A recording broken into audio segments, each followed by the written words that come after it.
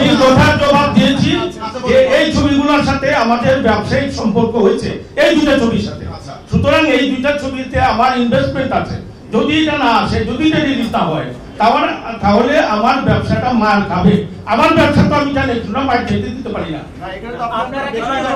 আপনার সিরিয়ালি ঈদের পরে আরো ডেট আছে, সেই ডেটে ছবি চলবে না, বন্ধ হয়ে যাবে। এই দুই ছবি চলার পরে এগুলো আসবে না, এগুলো অবশ্যই আসবে। না না না, যৌথ প্রযোজনা আমি বলছি যে যৌথ প্রযোজনার ছবিগুলো আমরা বিগত বছরগুলোতে দেখছি যে ছবিগুলো দারুণ ব্যবসা করে।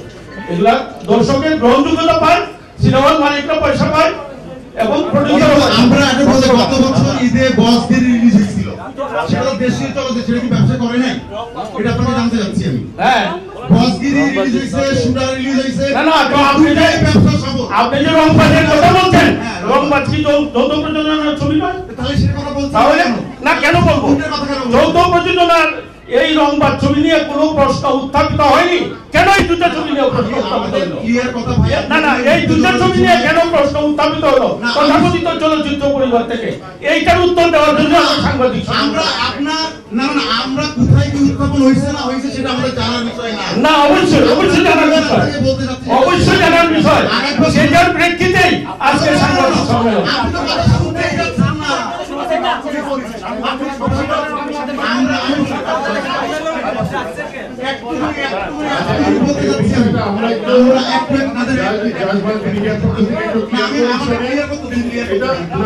আমি ক্লিয়ার করি যে এটা কিন্তু কিছু নেই। একটি বিষয় যেটা বলতে চাই, শোনেন, প্রথম দিকে বলে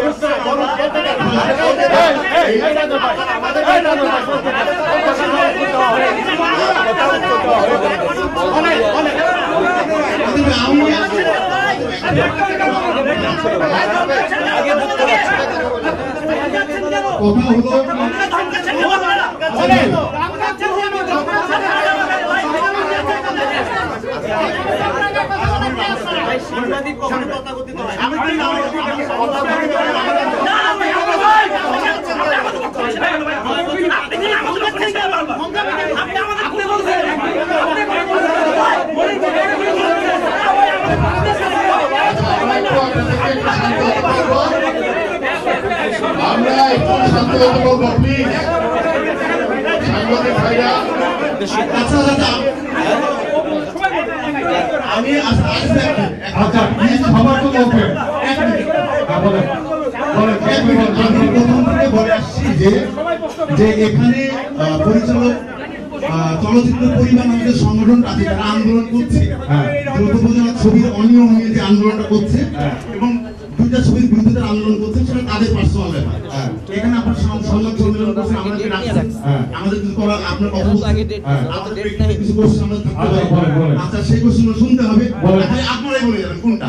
আচ্ছা, আপনি বলেন, আপনি কোশ্চেন করেন। সেই কোশ্চেনটা আমরা প্রথম থেকেই করছি ভাই। আপনি প্রথম থেকে আপনারা বলে আসছেন যে এই দুইটা ছবি যদি রিলিজ না হয় তাহলে বাংলাদেশের কোনো হল কোনো হল খুলবে না ঈদে, বা কোনো হলে সিনেমা চলবে না। আমার কোশ্চেন হচ্ছে যে এখানে আরো দুটো ছবি মুক্তির পাইপলাইনে, সেটা হচ্ছে রংবাজ এবং রাজনীতি। তাহলে এই দুইটা রিলিজ হওয়ার কোনো সুযোগ পাচ্ছে না এখানে। আচ্ছা গেল, তাহলে এই প্রশ্ন করতে দেন। আচ্ছা, ঈদ ওপেন, চারটা ছবি আমার জানা মতে রংবাজ ছবি অনেকগুলো হল বুকিং করছে অলরেডি। হ্যাঁ, ওইখানে হয়তো টাকা পয়সা দিচ্ছে, কিছু কিছু হল করছে। আবার যেমন মধুমিতা হল আমার একটা হল ছবি করছে, আবার ওই টাকা দিচ্ছে, অফিসার একটা টাকা দিচ্ছে। তাদের টাকা তো আমি ফেরত দেবো না। আমার তো হল মালিকরা দুইটা সিনেমার সাথে ব্যবসা করবে কেন? না,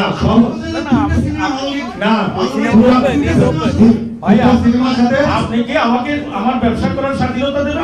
আমার কথা ছিল মুক্ত দুইটা ছবি যে মুক্তির পাইপলাইনে তারা তাদের ক্ষতি না নেবে, তাহলে কি আপনার যৌথ প্রযোজনের পক্ষেই জব নয়? না, যৌথ প্রযোজনের পক্ষে না।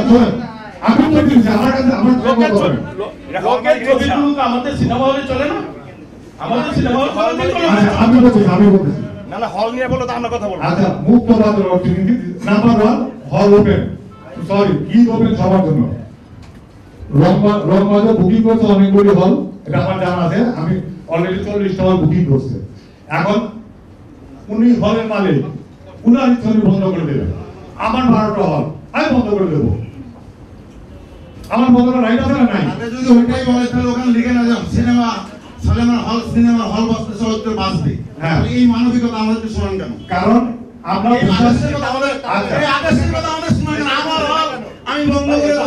আচ্ছা, এটা আমি বলে এবার ওকে দাঁড়ান তবে আমি মনে করতেছি ওই দুইটা হল, আমি মনে করতেছি এই দুইটা হল, এই দুইটা ছবি আমি গত বছরের অভিজ্ঞতা, গত বছর 4টা ছবি মুক্তি পেয়েছে, শিকারী, বাদশা, মেন্টাল এবং সম্রাট। মেন্টাল আর সম্রাট কি ব্যবসা করতে আপনি বলেন না, ব্যবসার যার জায়গা থেকে যতটুকু আছে তাদের ব্যাপার সেটা না, তো আমি হল মালিক যে ছবিটা ব্যবসা করে সেই ছবি চালাবো মেন্টালি 10 লাখ টাকা ব্যবসা করছে মাত্র, এটা বলতে চাচ্ছেন না? না, মেন্টাল ছবিটা ব্যবসা করেনি, তার ধারে কাজ আছে। হ্যাঁ, আপনি তো বলেন যে 10 লাখ টাকা বলছে। আমি বলি আপনাকে, হ্যাঁ, সিনেমার ব্যবসা আপনিও কিন্তু আমাকে বলবেন না যে ভাই বাদশাতে 1 কোটি টাকা ব্যবসা হয়েছে, শিকারীতে 1 কোটি 50 লাখ টাকা ব্যবসা, আপনি বলবেন ঠিক করে কথা, আপনি বলবেন না।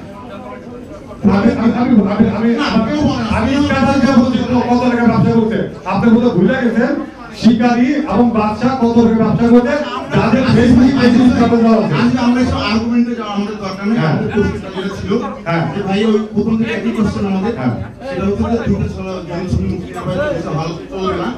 এবং তাহলে আমাদের দেশীয় চলচ্চিত্র ক্ষেত্রে যেমন সংবাদ বা রাজনীতিক কি আর সেগুলো যে সিনেমা নাকি, এবং এরা ক্ষতির সম্মুখীন হলে হল বন্ধ থাকলে এই ড্রাইভারটা কে নেবে? আপনি বলে আমাদেরকে ছেড়ে দিন। আচ্ছা, আপনার প্রশ্নটা শেষ হলে তারপর আমি বলবো। আপনার শেষ হতে প্রশ্নটা শেষ হতে আচ্ছা, আমি হল মালিক হিসাবে মনে করতেছি ট্রেইলার আমরা কি একটা ছবি আগে দিয়ে বলতে পারি না ভালো ব্যবসা করবো বা খারাপ ব্যবসা করবো আগে বলা যায় না, তবে আমরা গেজ করি পূর্ব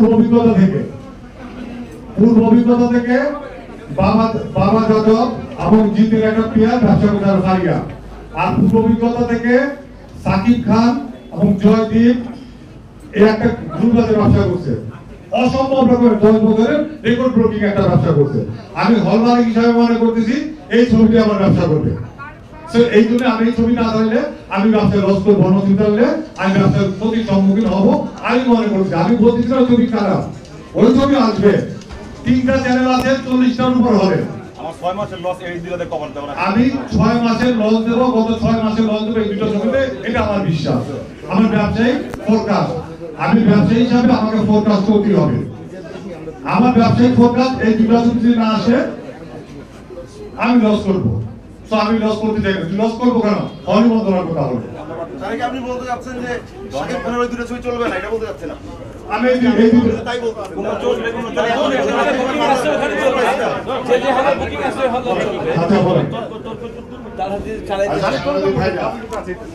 এটা তো আদালত না, এত কন্টিনিউয়াস না, পেছানোর কথা বলছি না, কিন্তু আপনাদের একটা কথা বলি, যে কথাটা বলা হয় নাই, ছবি দুটো শুনেন, ছবি দুটো যৌথ প্রযোজনার ছবি। একটা কথা বলতে হবে যে স্থানীয় একটি প্রযোজনা বানিয়ে এটা সেন্সর বোর্ডে সরাসরি দিতে পারে, কিন্তু যৌথ প্রযোজনা নিশ্চয়ই যৌথ প্রযোজনা নীতিমালাগুলো জানেন। হ্যাঁ, আমার বাইরে গিয়ে কিন্তু আমার বক্তৃতা দিচ্ছেন, সুতরাং আমার মনে হয় যে এত আর্গুমেন্ট করার বিষয় না, আপনারা সবই জানেন, সবই বুঝেন, আপনারা সাংবাদিক ভাই, আমাদের শেষ পর্যায়ে ডিলারের ব্যবস্থাটা আছে, আমাদের হাই ভাই কিছু কথা বলে আমাদের আজকে সাংবাদিক সম্মেলন শেষ করবেন। আচ্ছা, আমি কিছু কথা বলি, অনলি ফর সাংবাদিক ভাই। আমি এখানে আসছি গতকাল, আমি শুনেছিলাম এক্সিবিটর অ্যাসোসিয়েশন এবং একটা প্রশ্ন ছিল, সরি একটা প্রশ্ন আছে, এটা শেষ করে আপনি আপনার বক্তব্য দিবেন। প্রশ্নটা হচ্ছে আমার আদিনবের কাছে, আমি কাগজের আমার জমি থেকে আসছি। আমার একটা প্রশ্ন হচ্ছে বস 2 এবং নবাব এই দুটো ছবি সেন্সর পাওয়ার পর যে রেজাল্ট আমাদের স্ক্রিনিং হবে, তার আগে যে ধরনের কথাবার্তা তৈরি হয়েছে সেটাও আমরা একটা ফলাফল দেখতে পাবো। কিন্তু আমার এখন প্রশ্ন হচ্ছে বস 2 এবং নবাব নিয়ে হল মালিকদের আগ্রহ কতটুকু এবং কতটুকু বুকিং হয়েছে, মানে কয়টা হল অলরেডি বুকিং, সেই জিনিসটা যদি একটু ক্লিয়ার করতেন তাহলে অনেকের মনে জটিলতা আছে এই বিষয়টা নিয়ে। যত বিষয়ে আগ্রহ এবং আগ্রহ এই পর্যন্ত নবাব ছবি 120টা হল থেকে টাকা নিচ্ছে, আর বস্তু 100 হল থেকে টাকা কালেক্ট করে নিচ্ছে। বস্তু 100 হল আর নবাব 120টা, নবাব আরো বাড়বে, নবাব লাস্টে বাড়বে তাই 150 পুরস্কার পাবে, হয়তো 120টা পুরস্কার পাবে।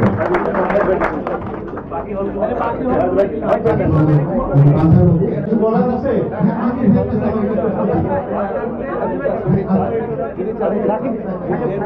আমি একটা কথা বলি, কিছু সাংবাদিক বলতেছে সব আর্টিস্টদের একসাথে প্রদর্শন করবে, ওই টাইমটা দিয়ে এগুলো অনেক শিল্পীরা আছে সবাই ভাষণ দিতে পারে নাই, তারা মন খারাপ করে ছবি তুলতে না পারে। ক্যামেরা শুধু এদিকে ধরে রাখেন, এরা কি সুন্দর সুন্দর মেলা বসে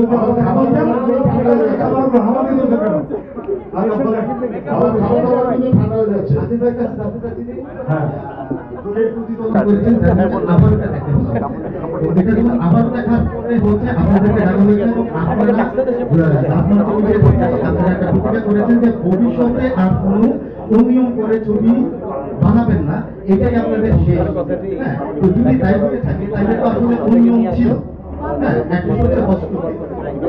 আচ্ছা, আমাদের যাদের অ্যাডভাইজার আছেন আমাদের যেহেতু বলবেন হচ্ছে আপনারা আচ্ছা যিনি প্রশ্ন করেছেন কথা কি শুনবেন, কথাটা কিন্তু একটু লম্বা হবে।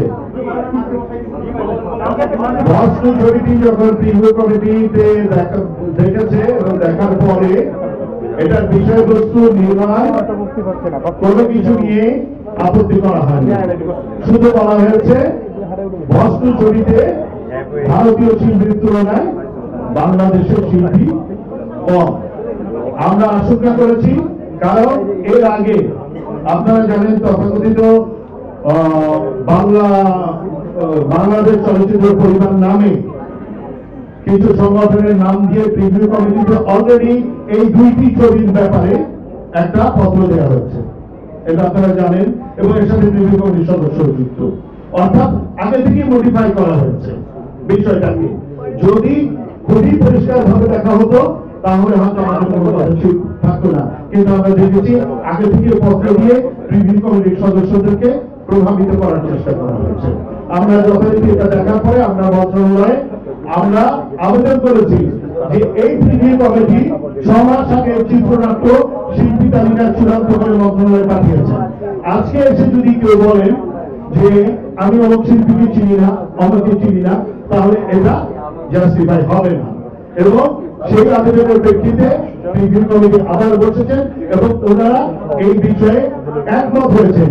এবং আপনারা নিশ্চিত দেখেছেন ওখানে খুব পরিষ্কার ভাবে যদি চিঠিটা আপনাদের কাছে থেকে থাকে তাহলে পরিষ্কার ভাবে লেখা আছে যে আব্দুল আজিজ সাহেব জানুয়ারি মিডিয়ার কর্মধার উনি বলেছেন যে প্রিভিউ কমিটির চিত্রনাট্য পরীক্ষা কমিটি নির্দেশ করে চিত্রনাট্য এবং শিল্পী তালিকা যেভাবে দেওয়া আছে সেটা মেনেই এই ছবিটি নির্মাণ করা হয়েছে। এবং সেই ক্ষেত্রে বলা হয়েছে যে ভবিষ্যতে যাতে এই বিষয়টা সতর্ক থাকে জাজ মাল্টিমিডিয়া, সে ব্যাপারে একটি